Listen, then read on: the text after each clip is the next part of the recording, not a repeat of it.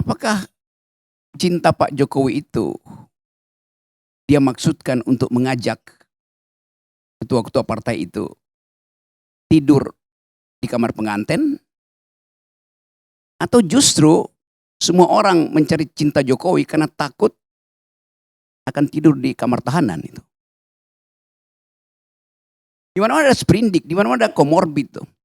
Jadi saya menganggap bahwa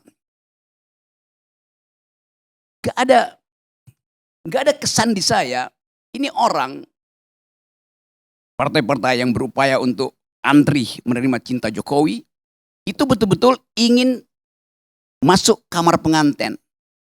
Sebetulnya mereka hanya takut dimasukkan Jokowi ke kamar tahanan.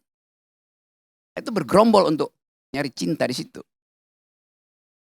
Faktanya, tadi saya baca riset dari Kompas itu. Dulu Kompas bilang bahwa cinta rakyat pada Jokowi 80%. 80,8%. 80%. Cinta rakyat pada Presiden Jokowi ada 80%. Riset terakhir mengatakan hanya 18% yang ingin menurut pilihan Jokowi tentang calon presiden. Di rakyat pun cintanya palsu. Faktanya begitu.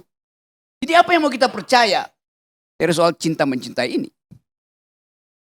Di dalam sastra ada dua tokoh yang dikenal sebagai pecinta itu. Satu namanya Don Quixote. Indonesia bilang Don Quixote. Dia orang jujur, karena itu dia membayangkan bahwa dia mampu untuk membangun romansa dengan semua perempuan itu. Tapi ini orang agak gila tuh. Cuman ada dalam imajinasinya. Dia tahu dia nggak bisa, tetapi dia bayangkan terus bahwa dia bisa mencintai semua perempuan itu. Itu kenekatan absurd dari Don Quixote. Ada Don yang lain, Don Juan. Yang memang mampu untuk gombal pada semua perempuan. Enggak dia bisa pacaran tidur dengan semua perempuan. Saya kira Pak Jokowi itu Don Juan apa Don Quixote itu. Dia sebagian Don Juan karena dicitrakan begitu, sebagian Don Quixote karena memang nggak mampu untuk mewujudkan apa yang disebut cinta itu. Dia imajinasi aja. Jadi ini soal kita itu seolah-olah kita tadi Faisal betul, Fahri betul. Kita mau lihat ada duel di dalam soal politik. Politik itu adalah soal duel. Tapi ini masyarakat mesti ditata. Iya, tetapi apa yang disebut sebagai kader, dia mesti membedakan diri dengan lawan politik dia yang juga kader itu. Itu dasarnya itu. Supaya ada skrutinisasi, ada kebersihan berpikir, ada distingsi yang kuat di situ. Tadi Eko mengatakan, ya karena Ganjar itu sudah punya track record memimpin. Tunggu dulu, nilainya berapa record itu di Semarang atau di Jawa Tengah itu? Apakah Ganjar di dalam kepemimpinannya mampu menaikkan daya hidup Jawa Tengah dibandingkan dengan nasional misalnya? Sampai sekarang Jawa Tengah itu provinsi termiskin di Jawa tuh. Nggak naik-naik juga. Jangan dong, nilai nggak gitu dong. Nilai kalau dilihat kemiskinan, berapa angka kemiskinan yang turun di zaman Ganjar. Kalau kita lihat provinsi termiskin, kita akan terus-menerus menyalahkan gubernur di Papua sana. Kalau ngelihatnya kayak gitu dong. Berapa angka kemiskinan yang turun, berapa pertumbuhan ekonomi, yang jelas-jelas pertumbuhan ekonomi Jawa Tengah di atas pertumbuhan ekonomi nasional rata-rata. Lihatnya kayak gitu dong, yang fair dong. Oh, fair. Saya kasih data lebih konkret pada saudara ya. Oke. Indeks kemiskinan di Jawa Tengah 9,8. Indeks kemiskinan nasional 8. Indeks kemiskinan Jakarta 7. Jadi Jakarta mensubsidi Jawa Tengah. Nangkap nggak dasarnya tuh? Itu dasarnya itu, melihat itu. Bertahun-tahun 40.000 anak SMA batal masuk SMA, yang potensi masuk SMA karena daya beli turun. Itu faktanya. Jadi kalau kita nilai misalnya Ganjar boleh naik kelas dari gubernur pergi ke presiden, oke, orang akan lihat apakah Ganjar memenuhi perintah konstitusi. Satu, cerdaskan kehidupan bangsa.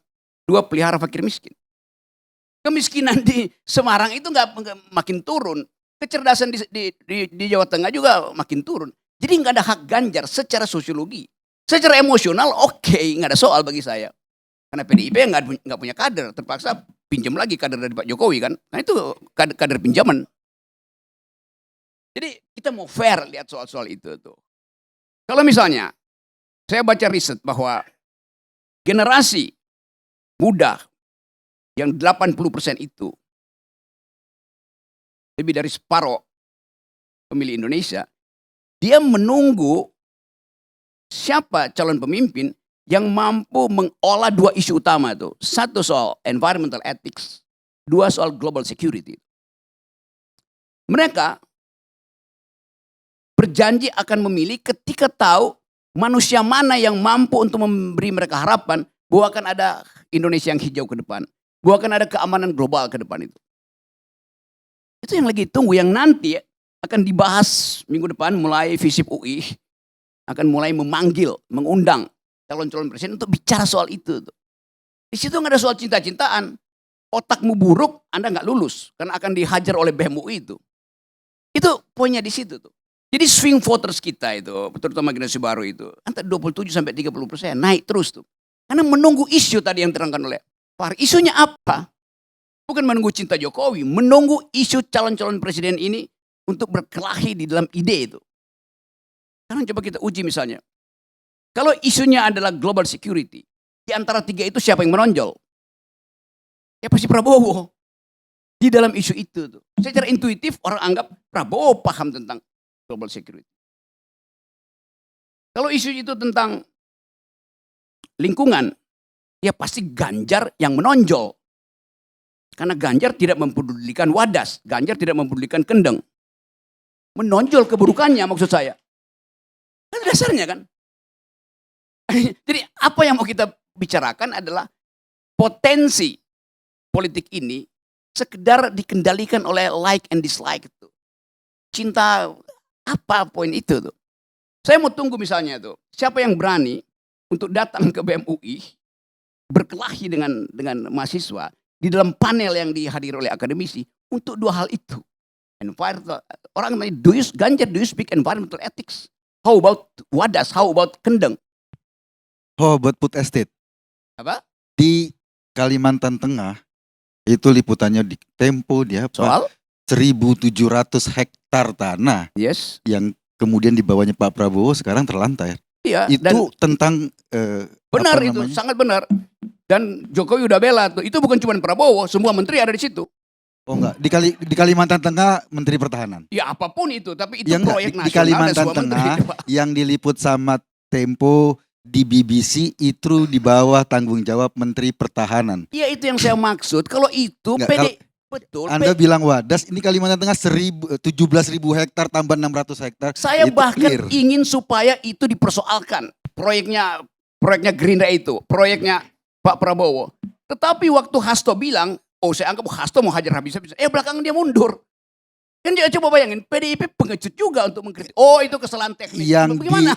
Yang dikritiki publik itu yang di Kalimantan Tengah karena datanya apapun, ada. Orang anggap oh ternyata PDIP mau berkelahi dengan Gerindra. Ternyata begitu Pak Jokowi bilang semua menteri ada, Hasto bilang apa? Enggak itu yang kita maksudkan. Ada yang berhasil, Bukan tapi ada yang gagal. Yang dikritisi yang gagal dong. Iya, kalau itu ya mestinya digagalkan semua tuh. Itu maksudnya supaya beroposisi pada Jokowi. Kan itu dasarnya kan. Enggak lah, yang mengkritik gini deh, kalau ada problem BTS ada korupsi kan nggak salah program BTS-nya, yang salah yang korupsinya. Kalau ada program semua yang gagal di Kalimantan Tengah di bawah Kemenhan, yang dikritik ininya dong. Politik itu dalam kampanye duel headline, bukan duel data. Enggak, ini kan Anda bilang tadi soal environmental. Yes. Prabowo, ya ini ada kasus loh. Terus kenapa Anda nggak angkat itu? Itu kasus real. Saya ngomong pertama soal global security. Oke, tunggu. Saya terangkan lebih di situ. Kan yang terlihat adalah PDIP mau angkat senjata perang dengan Jokowi itu. Dalam soal food estate. Call-nya tinggi.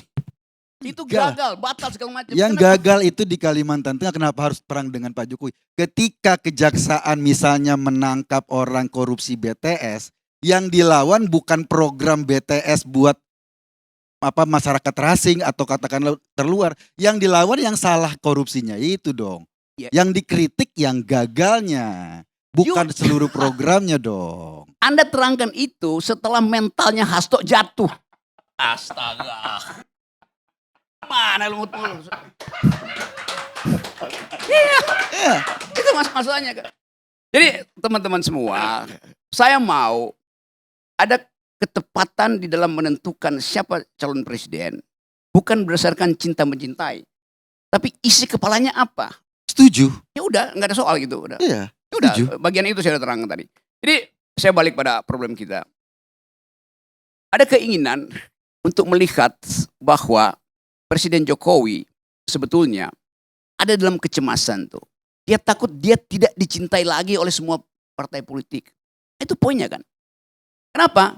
Ya karena orang menganggap bahwa Pak Jokowi itu tidak mampu bahkan untuk mengendalikan emosinya.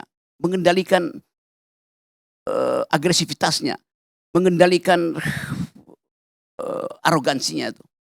Jadi seseorang yang di dalam kesempatan terakhir untuk memulihkan kemuliaan dia sebagai noblesse oblige, terpaksa masih harus mencari pegangan. Siapa akan menyelamatkan dia 1 hari 2 hari setelah dia lengser?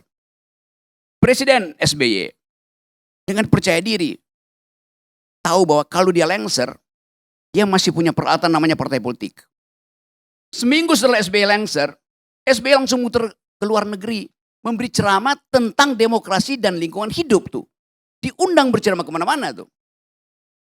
Sekarang kita melihat Pak Jokowi 1 minggu setelah lengser, siapa yang mau undang dia? Bicara tentang apa? IKN, demokrasi, buruk semua. Jadi sebetulnya saya mau terangkan bahwa kita ada di dalam kegamangan untuk melihat psikologi Pak Jokowi yang tidak stabil lagi. Saya mesti katakan itu. Beliau ada dalam kegamangan. Karena itu dia pasang semua tangan ada di mana-mana tuh. Tangan Jokowi ada di mana-mana tuh. Ada satu cerita yang kalau soal tangan ada yang disebut hand of Midas. The hand of Midas. Tangan Raja Midas tuh. Raja Midas ini orang yang gandrung pada harta. Jadi dia ingin hidup dia itu dikelilingi oleh batangan emas itu. Karena itu dia punya kemampuan untuk menunjuk siapapun, apapun barang pun, manusia atau benda itu. Kalau dia tunjuk jadi emas itu. Yang dilakukan Jokowi juga persis seperti Raja Midas sekarang. Dia tunjuk semua ketua partai, tiba-tiba semua ketua partai berubah jadi emas tuh. Jokowi memerlukan emas untuk apa? Untuk membangun IKN, untuk membayar utang, untuk mensubsidi energi yang terbarukan itu tuh. Jadi bagi Pak Jokowi, semua keadaan itu hanya berfungsi sebagai mata uang, yaitu emas tuh. Jokowi tidak berpikir tentang gagasan. Itu intinya tuh, itu kritik saya tuh. Jadi sekali lagi, kita ada dalam ketegangan. Kita mau, apa yang tadi, kita bayangkan legacy Pak Jokowi itu apa? Satu-satunya yang masih mungkin adalah, dia ucapkan mulai hari ini bahwa dia gagal menghidupkan semacam imajinasi tentang masa depan tuh. Yang diucapkan Pak Jokowi adalah Indonesia ya terus-menerus bonus demografi, emas segala macam itu. Tapi persiapan gagasan ke situ nggak ada tuh. Orang mau menunggu sebetulnya Pak Jokowi di ujung kekuasaannya mengucapkan pidato yang visioner di 17 Agustus. Yang dilakukan adalah curcol. Makasih.